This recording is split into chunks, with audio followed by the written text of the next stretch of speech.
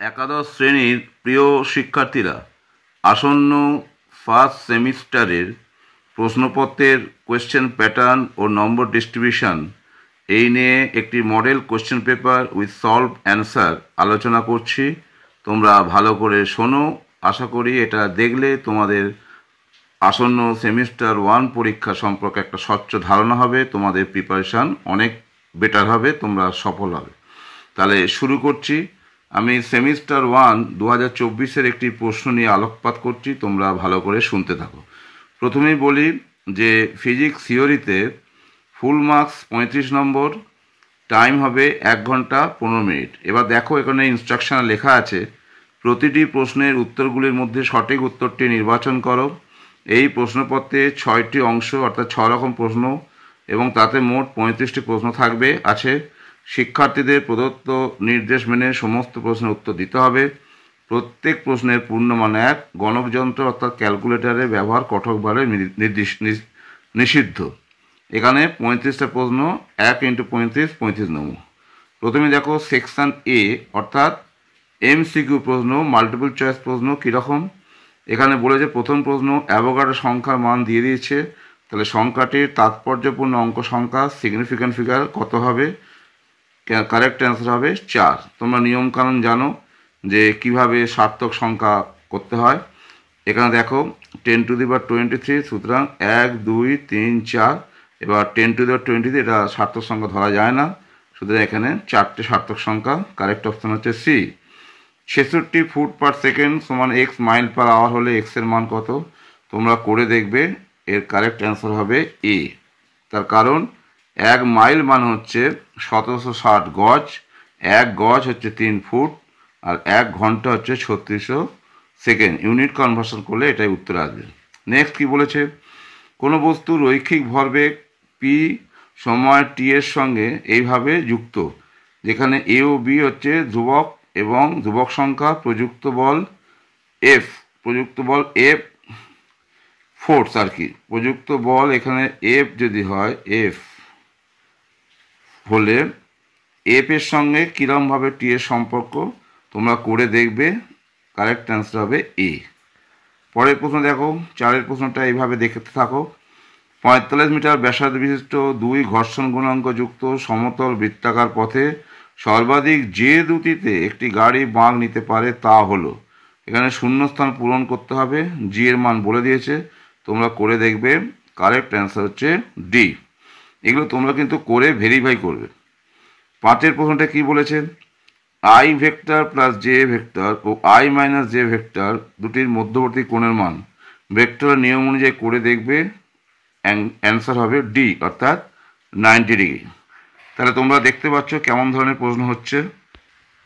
এইভাবে তোমরা 6 প্রশ্ন দেখো, পূর্ণ অস্থিতিশীল সংঘর্ষের পরে বস্তু দুটির আপেক্ষিক বেগ কত হবে? উত্তর হবে 0, কারণ পূর্ণ অস্থির সংঘর্ষের ক্ষেত্রে আপেক্ষিক বেগ যে সংজ্ঞা বলে দেখা যাবে যে এখানে সংঘর্ষের পর বস্তু দুটো একত্রিত হয়ে যায়, অর্থাৎ অন্তিম বেগ দুটো বস্তুর ক্ষেত্রে একই হয়ে যায়। দুটো বস্তু একটি বস্তু সংস্থার মতো আচরণ করে।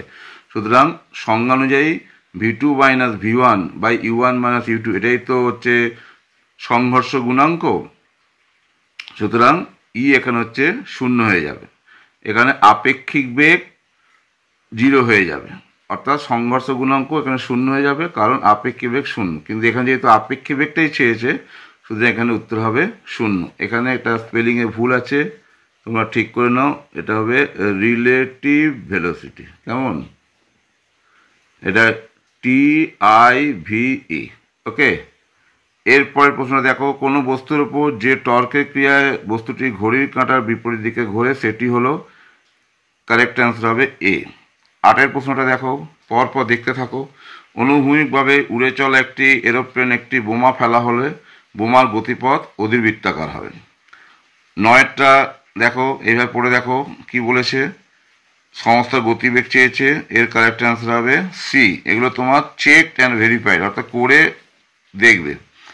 একটা ঘর্ষণ থেকে প্রশ্ন দিয়েছে দেখো, অনুভূমিকের সঙ্গে থিতা কোণে আনত একটি বস্তু নিচের দিকে এ ত্বরণে নেমে এলো, মিউ সমান যদি ঘর্ষণ গুণাঙ্ক, জি অভিকর্ষণ ত্বরণ হলে এ এর মান কত? কারেক্ট অ্যান্সার এ।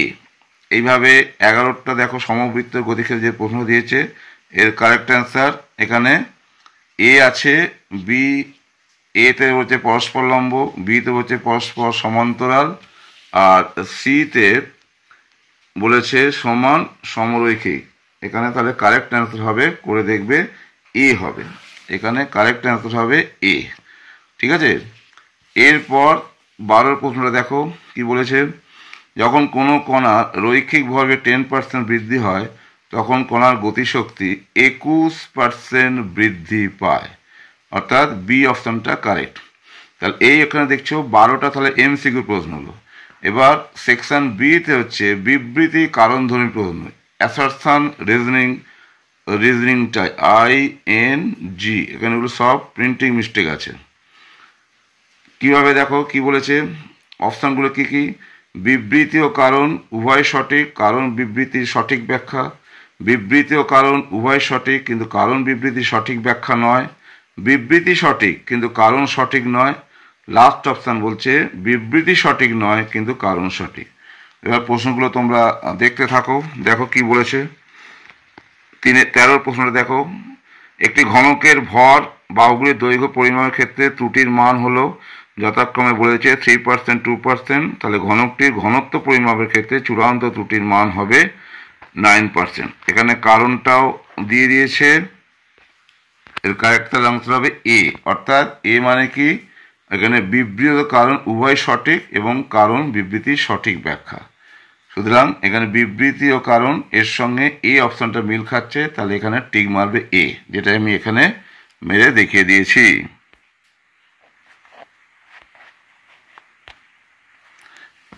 তাহলে তোমরা নিশ্চয়ই ফলো করতে পারছো কিভাবে প্রশ্নটা হচ্ছে।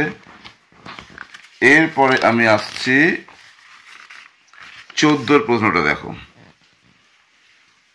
প্রজেক্টাইলের প্রশ্ন কি বলেছে, একটি প্রাসের প্রক্ষেপ সীমা দুটি প্রক্ষেপ কোণ 30 ডিগ্রি ও 60 ডিগ্রি উভয়ের জন্য সমান হয়, কারণ প্রাসের প্রক্ষেপ সীমা প্রক্ষেপ কোণের উপর নির্ভরশীল নয়। কারেক্ট অপশান হচ্ছে সি। এইভাবে দেখো পরপর তোমরা দেখে যাও, 15 ক্ষেত্রে তোমরা দেখবে এ অপশানটা ঠিক হবে, 16টা ক্ষেত্রে দেখবে ডি অপশানটা ঠিক হবে। তোমরা এ বি সি ডি এগুলো আগে দেখো, দেখলে বুঝতে পারবে কোনটা ঠিক। এবার আমি আসছি সি অপশানটা দেখো, অর্থাৎ স্তম্ভ মেলাতে হবে, স্তম্ভ মেলাতে হবে, কলম ম্যাচিংয়ের প্রশ্ন।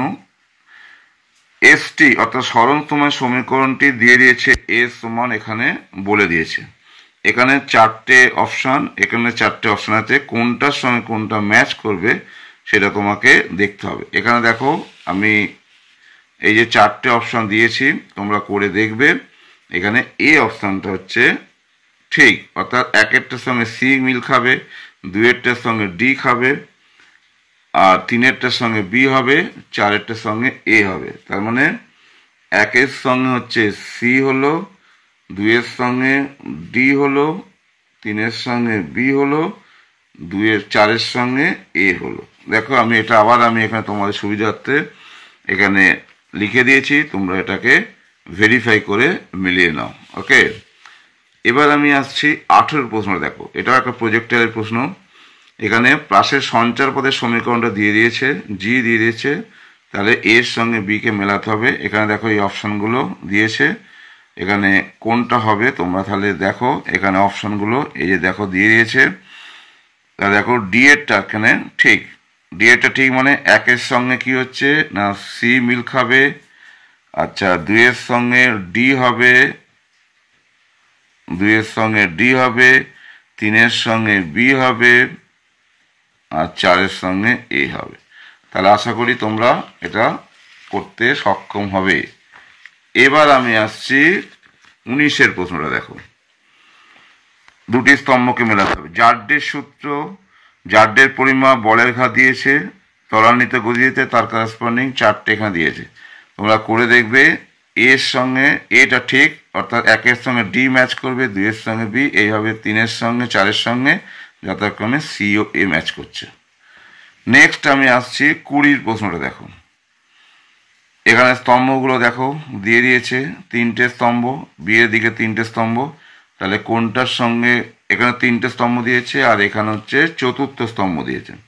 তোমরা করে দেখো, করলে দেখবে সি এর সঙ্গে বি, অর্থাৎ সি এর সঙ্গে হচ্ছে বি, 2 এর সঙ্গে এ, সি এর সঙ্গে হচ্ছে সি এর সঙ্গে আবার আমি দেখি, সি এর 1 সঙ্গে বি, 1 সঙ্গে হচ্ছে বি, 2 সঙ্গে হচ্ছে এ, আর 3 সঙ্গে সি, 4 সঙ্গে ডি, 3 সঙ্গে হচ্ছে সি এবং 4 সঙ্গে হচ্ছে 3 সঙ্গে বি, 4 সঙ্গে হচ্ছে সি, 3 সঙ্গে হচ্ছে বি, 3 সঙ্গে হচ্ছে 3 সঙ্গে 3 সঙ্গে সি, 1 সঙ্গে বি হলো, 2 সঙ্গে এ হলো, 4 সঙ্গে সি হলো। এটা 4 সঙ্গে তাহলে সি হবে, 4 সঙ্গে সি হবে, এবং 3 সঙ্গে এখানে কি বলছে, এ 2 সঙ্গে গুলিয়ে হচ্ছে, 2 সঙ্গে হচ্ছে ডি হবে, এটা ভুল লিখেছি, 2 সঙ্গে হচ্ছে ডি হবে, 3 সঙ্গে বি হবে, আর 4 সঙ্গে হচ্ছে সি হবে। এগুলো কিন্তু খুব সাবধানে করতে হবে, একটু ভুল হলেই পুরো সবকটাই ভুলে যাবে। ওকে, তাহলে স্তম্ভ মেলা হয়ে গেল। এবার আমি আসছি সেকশন ডি। সেকশন ডি দেখো, সত্য মিথ্যা নির্বাচন। দেখো নিয়মগুলো পড়ো, তাহলে দেখো 21-এর সি হচ্ছে কারেক্ট অ্যান্সার হবে। এইভাবে 22-এরটা তোমরা যদি পড়ো, পড়ে দেখবে 22-এর ক্ষেত্রে বিটা হচ্ছে কারেক্ট অ্যান্সার। এইভাবে তোমরা 23-এর প্রশ্নটা দেখো, পরপর দেখতে থাকো। 23-এরটা হচ্ছে কারেক্ট অ্যান্সার হচ্ছে বি। ভালো করে প্রশ্নটা পড়ো, পড়ে অ্যান্সারগুলো দেখো। নেক্সট হচ্ছে 24-এর প্রশ্নটা দেখো। 24-এর প্রশ্নটার ক্ষেত্রে পড়ো, অ্যান্সার হবে বি। নেক্সট 25-এর প্রশ্নটা দিয়ে দিচ্ছি। 25-এর প্রশ্ন দেখো, 1 আর 2 দিয়েছে, আর এদিকে 3 দিয়েছে, করে দেখবে কারেক্ট অ্যান্সার হবে এ। এইভাবে পরপর দেখো। 26-এর প্রশ্নটা দেখো, এগুলো পড়ো, 1, 2, 3 পড়ো, দেখবে কারেক্ট অ্যান্সার হবে সি। তাহলে হলো সত্য মিথ্যা জাতীয় প্রশ্ন হয়ে গেল। এবার আসছি ই দাগের প্রশ্ন। এটা হচ্ছে অনুচ্ছেদ ভিত্তিক প্রশ্ন, ইংরেজিতে এটাকে বলে কেস বেসড কোয়েশ্চেন, অর্থাৎ একটা তথ্য দিয়ে দেবে, প্রশ্ন দিয়ে দেবে, তার ভিত্তিতে তোমাকে কতগুলো প্রশ্ন দেবে। যেমন এখানে বলে দিয়েছে, এটা এক ব্যক্তি নৌকায় নদীর এক ঘাট থেকে ঠিক বিপরীত পাড়ের ঘাটে পৌঁছানোর জন্য রওনা হলো, কিছুক্ষণ পর গন্তব্যস্থলে পৌঁছলো। এবার এগুলো বলে দিয়েছে, একটা অঙ্কর মতো প্রশ্ন তোমাকে করে দেখতে হবে। এখানে বিটা ঠিক হবে, অর্থাৎ বিপরীতে পৌঁছতে 10 মিনিট যে সময় হবে সেটাকে তোমাকে করে বার করতে হবে, করে বি অপশানটা ঠিক হবে। একইভাবে এখানে 17 মিনিটকে নৌকা বার করে দেখবে, 11 মিটার পার মিনিট হবে, অর্থাৎ কারেক্ট অপশান এখানে এ হবে। ওকে, এইভাবে 29-এর প্রশ্নটাও তোমরা দেখো। লিখছে, একটি ছাত্র একটি চাকতিকে সেটির কেন্দ্র বরাবর তলের সাথে লম্ব একটি অক্ষ বরাবর ঘোরাচ্ছে। চাকতির ভর 2 কেজি ও ব্যাসার্ধ 10 সেমি। চাকতির কৌণিক বেগের মান বলে দিয়েছে, করে দেখো। 29 আর 30-এর যে প্রশ্নটা চেয়েছে তাতে করে দেখবে, কারেক্ট অপশান ডি হবে, 30-এর কারেক্ট অপশান বি হবে। তোমরা অঙ্কটা করলেই বুঝতে পারবে। একইভাবে 31-এর প্রশ্নটার ক্ষেত্রে কারেক্ট অপশান এ হবে, অর্থাৎ এই যে প্রশ্নটা দিয়েছে তার ভিত্তিতে এখানে 3টে প্রশ্ন দিয়েছে এবং তার অপশানগুলো দিয়েছে। সেক্ষেত্রে 29-এরটা D answer, 30-এরটা B answer, 31-এরটা A answer. এবার আমি আসছি সেকশন এ, অর্থাৎ 6 ধরনের লাস্ট প্রশ্নটা চিত্রভিত্তিক প্রশ্ন, ডায়াগ্রাম বেসড প্রশ্ন। দেখো এখানে ভেক্টরগুলো দিয়েছে, এখানে ত্রিভুজ এবিসি এর ক্ষেত্রফলটা জানতে চাইছে। তোমরা ভেক্টরের নিয়ম অনুসারে তোমরা করে নিশ্চয়ই দেখেছো যে ত্রিভুজের ক্ষেত্রফল এক্ষেত্রে হবে half mod a vector cross c vector. করে দেখো, কারেক্ট অপশান হবে বি। এরপরে 33-এর প্রশ্ন দেখো, ভূমির সঙ্গে 45 ডিগ্রি কোণ করে 20 মিটার পার সেকেন্ড বেগে একটি পাথরকে ছুঁড়লে কত সময় পরে পাথরটি ভূমি স্পর্শ করবে। এখানে তথ্যগুলো সব দিয়ে দিয়েছে, নিশ্চয়ই ইউ হচ্ছে 20 মিটার পার সেকেন্ড, আলফা বলে দিয়েছে, তার রেসপেক্টে তোমরা করে দেখো এখানে কত সময় পরে পাথরটি ভূমি স্পর্শ করবে, অর্থাৎ উত্থিতিকালটা জানতে চেয়েছে। করে দেখো, কারেক্ট অপশান হবে এ। এইভাবে 34-এর প্রশ্নটা দেখো, লেখচিত্র দিয়েছে। একটি বস্তুকণা স্থিরাবস্থা থেকে অভিকর্ষের অধীনে পড়তে থাকে, ভূপৃষ্ঠ চাপে কণাটির স্থিতিশক্তি ও গতিশক্তি সময়ের সঙ্গে যে লেখচিত্র কোনটা ঠিক হবে? কারেক্ট অপশন হবে বি। এটা কার্যক্ষমতা শক্তি অধ্যায়ের প্রশ্ন, এর কারেক্ট অপশন হবে বি। ওকে, তাহলে তোমরা 34 প্রশ্ন দেখলে। এবার আমি আসছি শেষ প্রশ্নটা। দৃঢ় বস্তুর ঘূর্ণন থেকে এই প্রশ্ন দিয়েছে। এখানে একটা ছবি এঁকে দিয়েছে, যেহেতু চিত্রভিত্তিক প্রশ্ন, এবং এই ছবিতে তথ্যটা বলেছে যে এম ভরের একটি বস্তু ক্ষুদ্র বস্তু এল দৈর্ঘ্যের একটি সুতো নিম্ন প্রান্তে যুক্ত করে তাকে আর ব্যাসার্ধে অনুভূমিক বৃত্তপথে ঘোরানো হলে আবর্তনের পর্যায়কাল কত হবে? এটা খুব স্ট্যান্ডার্ড প্রশ্ন, তোমরা করে দেখবে। এই আবর্তনকাল অ্যান্সারটা এইটা হবে। সুতরাং আজকে আমি একটা নতুন প্রশ্ন, মডেল কোশ্চেন পেপার এবং তার উত্তর, যেখানে 35টা প্রশ্ন এবং 6 ধরনের প্রশ্ন আসবে, এটা নিয়ে আলোচনা করলাম। তোমরা এরকম প্রশ্নগুলো প্র্যাকটিস করো। আশা করি তোমাদের যে আসন্ন ফার্স্ট সেমিস্টার পরীক্ষা হবে তাতে এই প্রশ্নগুলো অনুশীলন করলে তোমাদের পরীক্ষার পক্ষে সেটা সহায়ক হবে এবং তোমরা সফলভাবে পরীক্ষা দিতে পারবে। এই আশা নিয়ে আমি আজকের ভিডিও শেষ করছি।